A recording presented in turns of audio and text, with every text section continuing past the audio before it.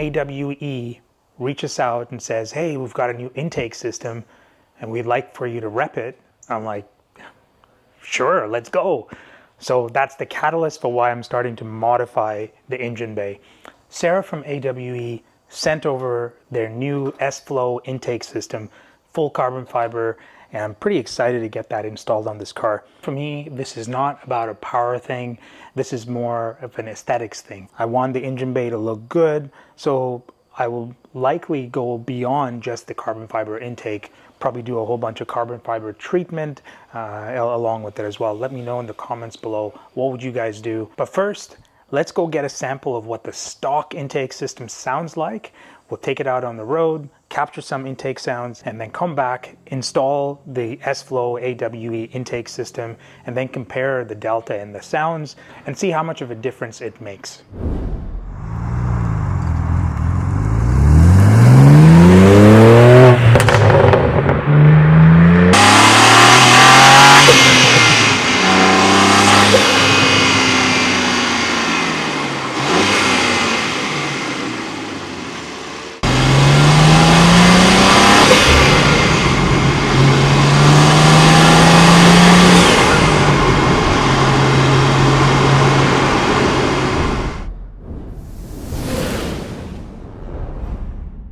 So let's go dive into the details of what's in the AWE intake system. We've got their entire intake system here. It's all a 2x2 carbon fiber construction, so it looks pretty nice. There is no engine code, there's no CEL light to deal with.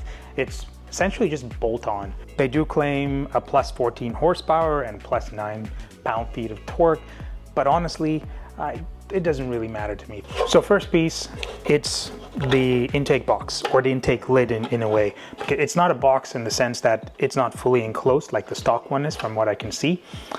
Pretty cool design, it's louvered. From what I'm understanding from the videos I watched of the launch and so on, is that these louvered texture on the lid is to direct the sounds towards the cabin a bit more. So you've got the left and the right pieces here. The quality, as you can see when you get close, it's pretty mega. The details are unreal. It's finished nicely inside as well. Next, you've got the S-Flow intake tubes. Again, all carbon fiber as well. You can kind of see how there's a little bit of a indentation here. I'm guessing that's part of the S-Flow design that creates that unique sound perhaps. There's the extension pieces for it as well. So this one has a bunch of screws that I'm gonna have to put in. So you've got a couple of couplers. These are rubber couplers, and they allow for a little bit of flexibility. The accessory bag. Oh, wow. So it comes with a bit of an instruction booklet as well. So that's gonna make my job a little easier as well. Okay, so we've got the installation instructions here as well, which makes it super easy. You can kind of see all of the various parts. So these are the machined couplers. It's going to be essential in getting this all set up. The inlet couplers are basically connected with these things. So we won't have to use the stock ones, we'll just use the ones that AWE provides. We've got a whole bunch of clamps to secure things together and a bunch of screws, which we're gonna need for the boxes itself. So you can see. We have the air filters themselves. I think these look so cool in the green. It has a bigger surface area, 142% over stock per filter, which is kind of mega if you think about it. So that means more airflow going into the engine without really creating any sort of engine codes or air codes or CEL lights or anything like that. So according to this, is washable and oilless as well. So that's everything in the kit. I think the kit is overall high quality. It looks like it's going to be plug and play. So let's get to it. All right, first order of business. We gotta get access to the stock air intake, the intake box, the intake tubes. So we gotta take out the strut brace. That's kind of what everyone's doing. There's no other way to get around it really. So gotta take the strut braces off, like 1, 2, the engine bay cover out, and then we are able to access this. But in order for you to remove this, we have to remove some of these clips that attach these plastic covers here. They kind of sit in there, and you want to use a pry tool, something like this, and a little plastic piece so you can get underneath it. But yeah, you'll end up scaring yourself if you pull too hard on it, because what happens is, you'll see this, they come off like that. Seems like it's supposed to be coming out like that, so even if you do over pull on it, it's okay, but try to avoid it. In order to get these off, the strut brace off, we're gonna need a 16 mil and a 14 mil. So it's a 14 mil here and a 16 mil here. So let's get to that. And that's it. Wow, that's not tight on there at all. It's pretty easy. Wow, that's just hand tight.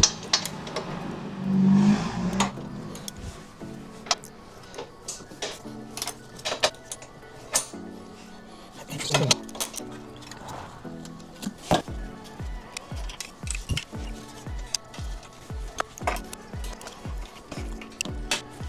And now we got the 14 mil and get this one. Oh, this one's a bit tighter.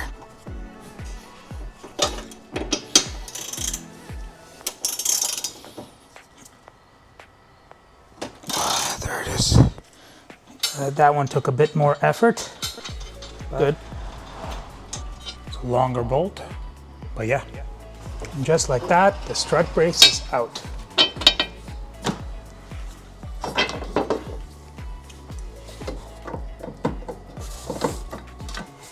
Done. All right, now we start to work on the boxes, undoing the clamps so we can take the tubes off and pull the boxes out, the stock boxes out. All right, they should be pretty straightforward. Just loosen. See how far. Okay, so that's pretty much all you need. It's a little bit loose there. We'll do the same on this side. Loosen it up a little bit. So we take the box out. Just have to be careful with this guy here and just be gentle and just push from the edges of the intake there, and it just slides out just like so. And we just pull this air box straight up. There it is.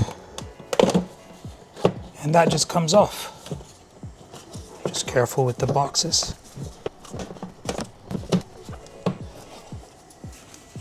There it is. Before we go any further, let's just pull the stock engine cover out. This is supposed to just come out.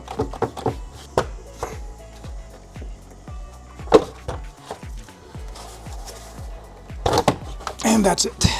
Now we have full access. All right, so next thing on the instruction is saying that we should remove this piping that goes into the turbo inlet. So this is the tricky part of the install for most people, because of how these clips are supposed to come off in order to release those clamps. So some of the videos I've seen of people doing this, I've seen them use a tool like this. It's a kind of a pick. So we're gonna see if we can release it by using that pick. There you go. Oh, that's actually easier than I thought. There. That's it. A tool like this makes it so much easier just to go in there and pull that little clamp out. So let me take it out and I'll show you. And there it is. If you take a look, this is how things are lined up. So these clips, if you push it in, it locks it into place. If you pull it out and down below, pull it out and down below, it unlocks like that. So the next thing we got to do is remove this section here, but the instructions are telling me to unplug the sensor here, the intake sensor, so let's do that. Man, this is so easy to work on.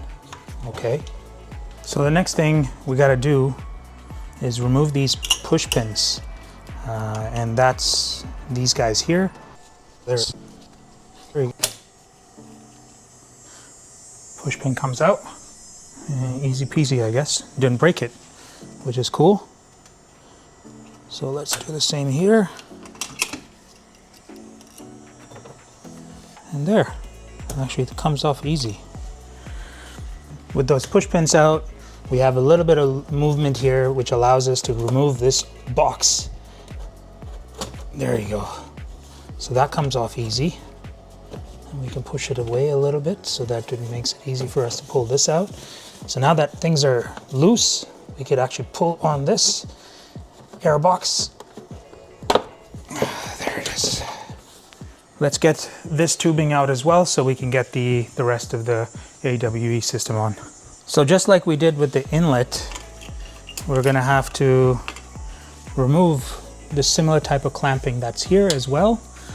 Now that it's a bit looser, it might make it easier. So let's see, we'll use the pick tool again, and then we just pull and see where it lands. So the pick tool will allow us to get in there and pull on it. There it is. Now we gotta get to the other side. Oh yeah, so this is the tricky part that people talk about, right?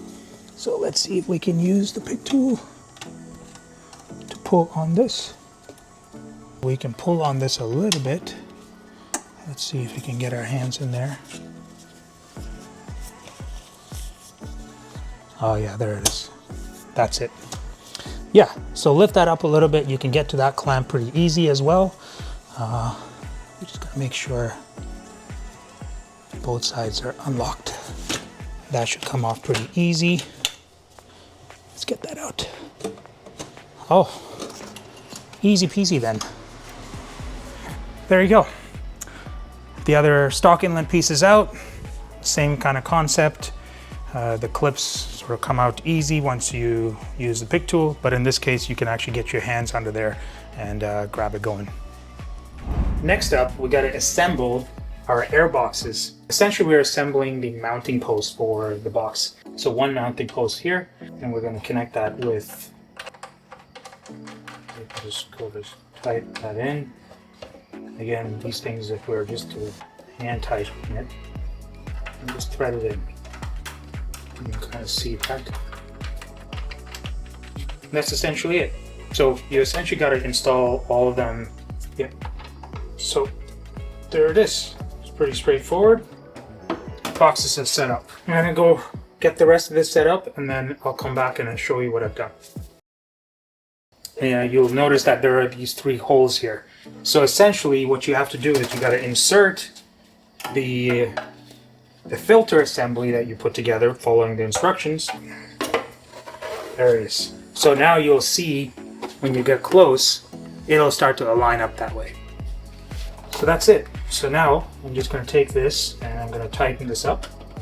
Just remember to not go crazy, put all your strength into it, just hand tight is good.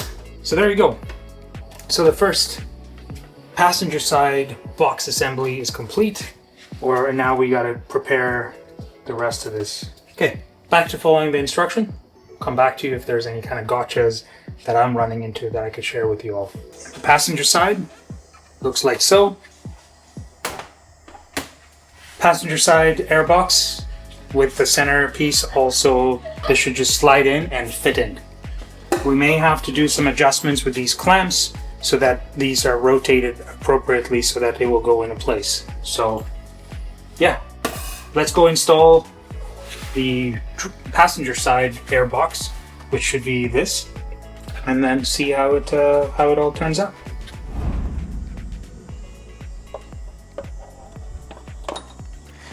Getting these clamps on is a bit troublesome. It's not as easy as it was to take them off. So these are not your standard factory clamps, which are slightly different than what we have here. And if you look at the stock one, it's in 2 pieces. So it has this sort of piping that separates from the box. So you're able to pull the box out first, and you have a lot of access to the turbo inlets with this. So you're able to pry out the pins pretty easily. What happens with the AWE is that this whole box and the piping is all one unit. So when you start to go place it into the inlet port into the passenger side, you don't have a whole lot of room to play with. So these pins become a pain in the bum to get right. And what happens is they end up hitting the heat shield. So when those pins are trying to essentially clamp into this area here, it slides over and those clips kind of fall into these grooves, essentially locking the coupler with the intake port. But what happens is these pins, they're supposed to seat in these grooves so that it can catch in here, but it hits the heat shield from the bottom. It seems to be okay on the top. So what you have to do is rotate the coupler just enough. So like for example, this, you gotta loosen this a little bit and rotate it just enough so that the bottom half will clear the heat shield and not touch it. And so all of these pieces will seat into place. So first order of business is making sure these are lined up properly all the way in. They need to kind of go almost like this. There you go. So now they're seated in all directions and we should be able to slide it in. So there, you rotate that just enough.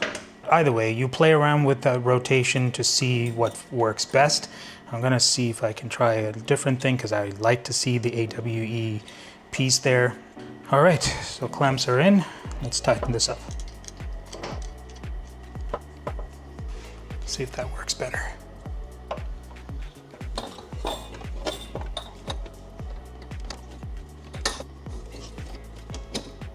Okay, that slides in a bit better.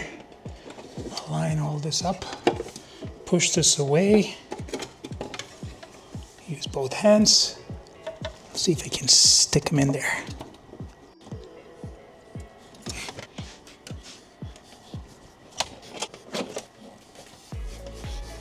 All right, there it is, installed. Now I feel good about it. The clamps are in place. I've taken it off and put it on a couple of times, so I know that area is going to be easy to access or at least pry out.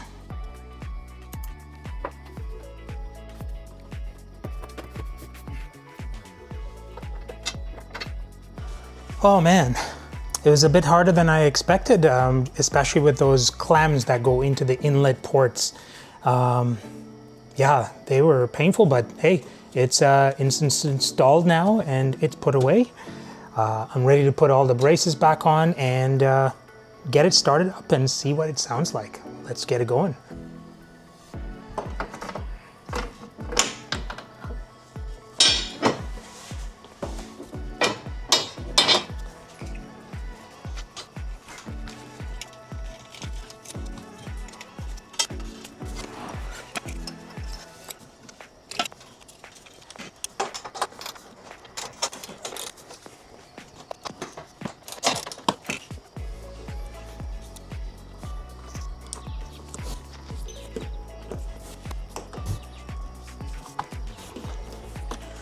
All right, so that wraps up the install.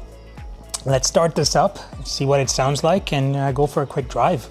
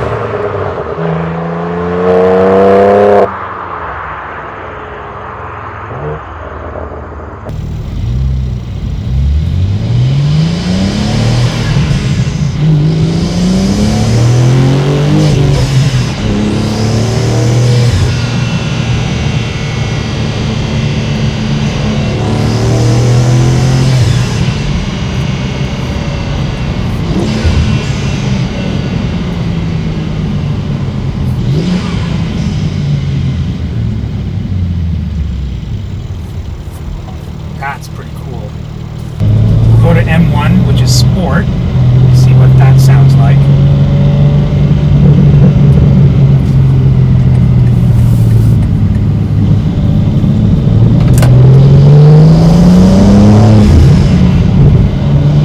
Getting a little bit of swish, around 3,000 RPM.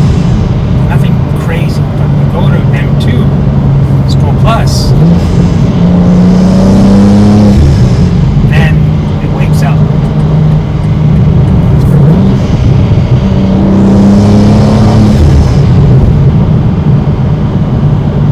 That's cool. Something I have to get used to.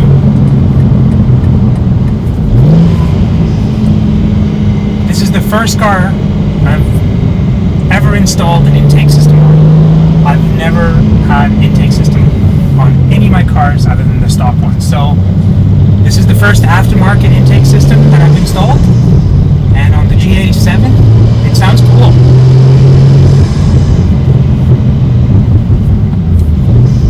You get enhanced swishes, intake sounds, the spooling sounds, but you gotta get to 3,000 RPMs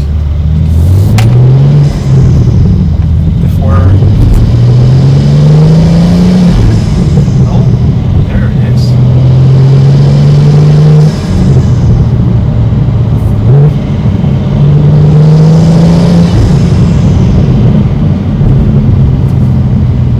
So those louvers on the intake boxes directing the sound into the cabin seems to be working. I could hear all the little whistles and swishes and spool sounds. It's kind of cool.